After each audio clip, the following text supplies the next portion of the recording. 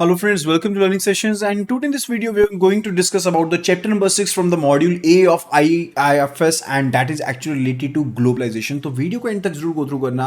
Theoretical chapter है, छोटा सा चैप्टर है, बट डेफिनेटली यहाँ पर कुछ एक चीजें हैं जो आप अच्छे से समझ सकते हैं, and definitely it will help you so as to nurture your concepts for IEIFS. And if you want to get access to all the PDFs for all the 4 papers of JAIB, simply to visit the website iibf.info. वहां पर जाकर के आपको JAIB में जाना है, and further JIB में जाकर के आपको सिंपली साइन अप कर लेना है, which is absolutely free. And after the sign up you need to navigate to the PDF section where you'll be able to access all the PDFs for free of cost on the web over there. So simply sign up right now and start preparing for the same. And video को like कर देना and share कर देना अपने friends and colleagues के साथ जो भी यहाँ पर JIB की प्रिपरेशन कर रहे हैं for the 2024 exams over there. And फटाफट से चैनल को सब्सक्राइब कर लेना अगर आपने अभी तक चैनल को सब्सक्राइब नहीं किया है, and press the bell notification icon, because मैं आपके लिए ऐसे ही JIB CIB की वीडियोस लेकर के आता रहता हूँ. So let's start the session over here, and it's related to the globalization.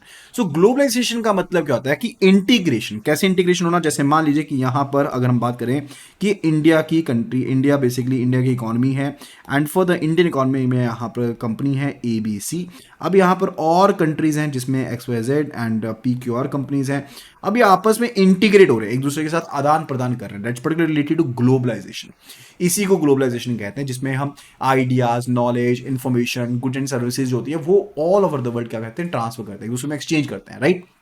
अब टाइप्स ऑफ ग्लोबलाइजेशन को समझते हैं कि ग्लोबलाइजेशन की टाइप्स कौन कौन सी होती हैं. तो इकोनॉमिक ग्लोबलाइजेशन होती है. इकोनॉमिक ग्लोबलाइजेशन में क्या होता है पर्टिकुलरली कि आप पर्टिकुलरली मॉनेटरी एक्सचेंज को कोऑर्डिनेट करते हो, फाइनेंशियल मार्केट्स को इंटीग्रेट करते हो. That's your economic globalisation over there. तो जो यहां पर मल्टीनेशनल कॉर्पोरेट्स होते हैं, यानी कि जो MNCs होती हैं, जो कि एक से ज्यादा, दो से ज्यादा कंट्रीज में ऑपरेट करती है, वो पर्टिकुलरली आपकी इकोनॉमिक ग्लोबलाइजेशन में एसेंशियल रोल प्ले करती है, राइट. उसके बाद बात आती है पॉलिटिकल ग्लोबलाइजेशन. पॉलिटिकल ग्लोबलाइजेशन का मतलब होता है वो पॉलिसीज कंट्री की, किसी दो कंट्रीज की वो पॉलिसीज जो एक दूसरे को नजदीक लेकर के आती हैं, जो क्या करती हैं, एक दूसरे को नजदीक लेकर के आती हैं. That's related to what, that's the political globalisation over there. And political globalisation basically help करती है कि दो कंट्रीज के बीच में जो अच्छा बॉन्ड है वो यहां पर तैयार हो पाए, ठीक है. तो उसके लिए हेल्प आउट करती है, राइट. उसके बाद बात आती है कल्चरल ग्लोबलाइजेशन. कल्चरल ग्लोबलाइजेशन का मतलब होता है कि रिलेटेड की इस तरह की ग्लोबलाइजेशन जो होती है वो सेक्टोरियल जो के सोसाइटल फैक्टर्स होते हैं ना,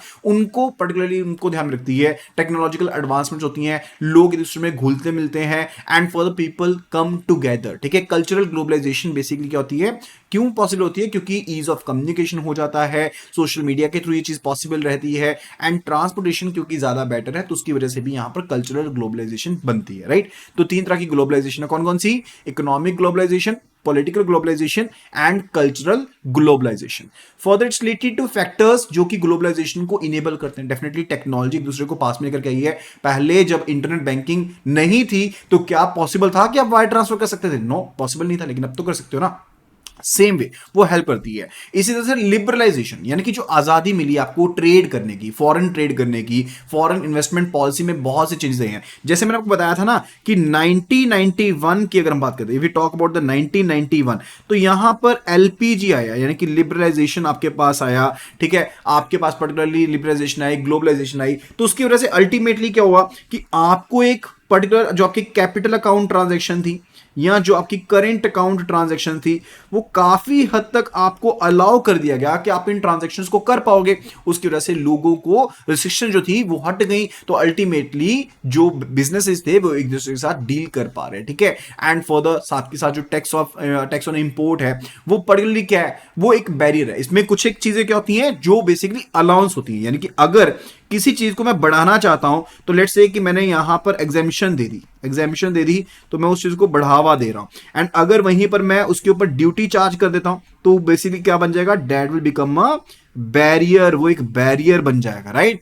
तो इस तरह की चीजें रहती है. And for the that's related to what, that's related to liberalisation, जो कंट्री की पॉलिसीज होती हैं उसके हिसाब से होती है, right. And after that it's related to fair globalisation and need for policy framework, यानी कि अपॉर्चुनिटीज को क्रिएट करना एंड इस चीज को इंश्योर करना कि जो ग्लोबलाइजेशन है उसके जो बेनिफिट्स हैं वो आपस में शेयर हो.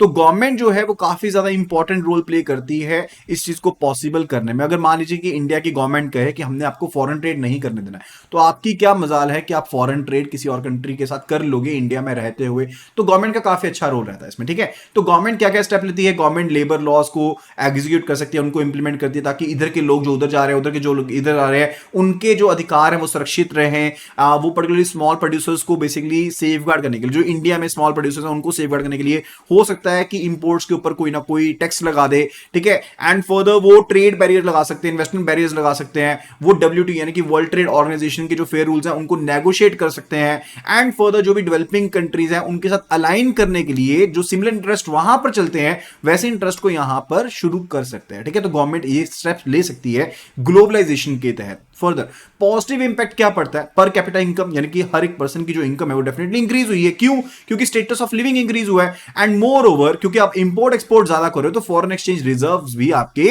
इंक्रीज हुए हैं, आप ज्यादा मार्केट्स में डील कर सकते हो। पहले मेरे पास सिर्फ और सिर्फ इंडियन मार्केट थी जहां पर मैं प्रोडक्ट सेल कर सकता था, अब मेरे पास USA की मार्केट भी है, अब मेरे पास चाइना की मार्केट भी है, एंड और मार्केट्स भी हैं जहां पर मैं अपने प्रोडक्ट्स को सेल कर सकता हूं। तो दैट्स पर्टिकुलरली बेनिफिट ना, वो यहां पर एक क्या है हमारे पास बेनिफिट है। And further it's related to education. अब इंटरनेशनल यूनिवर्सिटी जो है वहां पर लोग जाकर के पढ़ सकते हैं, आपस में पर्टिकुलरली इनकी कोलैबोरेशंस होती हैं जिनके तहत डिफरेंट डिफरेंट प्रोग्राम्स होते हैं, तो डेफिनेटली वो भी बेनिफिट मिलता है। एंड मोर ओवर अगर हम कंज्यूमर के पॉइंट ऑफ व्यू से देखते हैं, पहले सिर्फ और सिर्फ एक कंपनी थी या दो कंपनी थी एंड उनकी अपनी मोनोपोली मेंटेन थी, लेट्स से ए कंपनी थी एंड बी कंपनी थी। लेकिन अब क्योंकि इंटरनेशनल बैरियर्स ओपन हो गए हैं, अब यहां पर भरमार लग गई, XYZ PQR कितनी ज्यादा कंपनीज हो गई जो यहां पर डील कर रही हैं एक दूसरे के साथ। दैट्स फंडा रिलेटेड टू व्हाट, कंज्यूमर के पास ज्यादा यहां पर ऑप्शंस अब अवेलेबल हैं। एंड मोर ओवर अब आपका जो स्टैंडर्ड ऑफ लिविंग है वो भी ज्यादा बेटर बन गया है।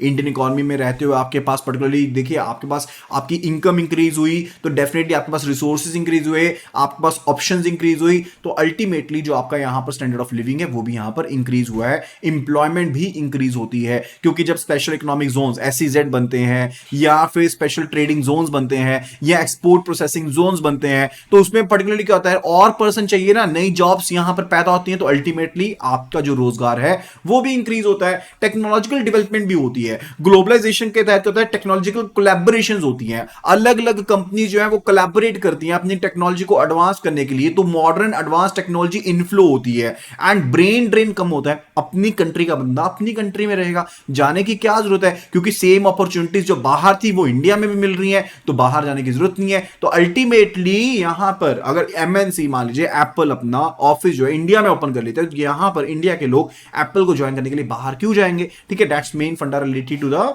कि आपके पास ब्रेन ड्रेन भी कम होता है। अब नेगेटिव इंपैक्ट देखते हैं कि ग्लोबलाइजेशन का नेगेटिव इंपैक्ट क्या है। पहला जो सबसे पहला नेगेटिव इंपैक्ट है that's related to the financial crisis. अब फाइनेंशियल क्राइसिस कैसे हो रहा है, how come it is basically, क्योंकि इकोनॉमीज अब इंटीग्रेटेड हो गई है, एक दूसरे के साथ लिंक्ड हो गई हैं, तो अगर एक कंट्री भी फेल होती है या एक कंट्री में भी फाइनेंशियल क्राइसिस आता है, उसका इंपैक्ट दूसरी कंट्री में भी देखने को मिल जाएगा। दैट इज अ फंडा रिलेटेड टू कि यहां पर वो दिक्कत पैदा कर सकता है। एंड फर्दर उसके बाद क्या, ट्रेड डेफिसिट। ट्रेड डेफिसिट का मतलब क्या होता है कि आपके पास जितना आप इंपोर्ट कर रहे हो वो ज्यादा कर रहे हो, एक्सपोर्ट कम कर रहे हो, तो डेफिसिट तो ज्यादा हो गया ना, मेरे को तो ज्यादा सामान बाहर से मंगवाना पड़ रहा है। And loss of domestic industry. अब जैसे लेट्स टेक द केस कि यहां पर इंडिया में एक पर्सन था, वो प्रोडक्ट ABC को सेल कर रहा है ₹100 में, एंड फर्दर बाहर से वो प्रोडक्ट इंपोर्ट होकर के आ रहा है सिर्फ और सिर्फ ₹70 में, तो अल्टीमेटली ये मार्केट तो खत्म होने वाली है। तो दैट्स पर्टिकुलरली टू कि डोमेस्टिक इंडस्ट्री को नुकसान पहुंच रहा है। अब अनएम्प्लॉयमेंट मैं कह रहा हूं कि इंक्रीज होती है, लेकिन अगर आप कैपिटल इंटेंसिव टेक्नोलॉजी का इस्तेमाल करते हो जहां पर एक मशीन 10 लोगों का काम कर सकती है, तो वहां पर अनएम्प्लॉयमेंट भी बढ़ती है, ठीक है। एक्सप्लॉयटेशन ऑफ लेबर, ग्लोबलाइजेशन जो होती है वो अनस्किल्ड लेबर को एक्सप्लॉयट करती है। जैसे कि इंडिया में बहुत से मैन्युफैक्चरिंग हब लेकर के आ रहे हैं, क्यों लेकर आ रहे हैं, सिंपल सा रीजन है, इंडिया में लेबर सस्ती है, तो उसकी क्या होगी, एक्सप्लॉयटेशन होगी, उनके जॉब आवर्स लंबे हो जाते हैं, उनकी जॉब सिक्योरिटी कम होती है, उनकी वेजेस भी कम होती हैं, वर्किंग कंडीशन उनकी बहुत ज्यादा गंदी होती हैं, तो अल्टीमेटली एक्सप्लॉयटेशन ही तो है।